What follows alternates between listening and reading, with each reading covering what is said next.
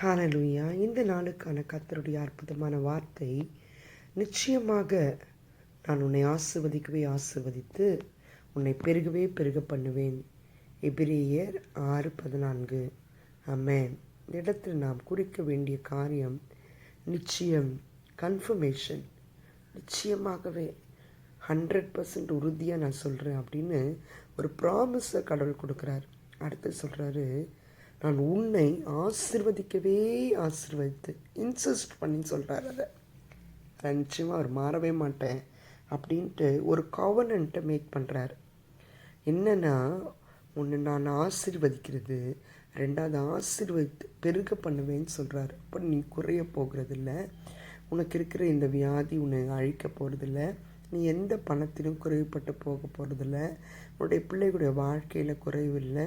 கர்த்தர் உன்னுடைய வாழ்க்கையும் உன் பிள்ளைகளுடைய வாழ்க்கையும் ஆசீர்வதித்து உன்னுடைய ஊழியத்தில் ஒரு பெருக்கத்தை கொடுப்பேன்னு சொல்கிறாரு. உன்னுடைய ஊழிய ஜனங்கள் உனக்கு ஆசீர்வாதமாக இருப்பார்கள், அவருடைய பெருக்கம் மிகுதியாய் இருக்கும் என்று கர்த்தர் என்று உரைக்கின்றார்.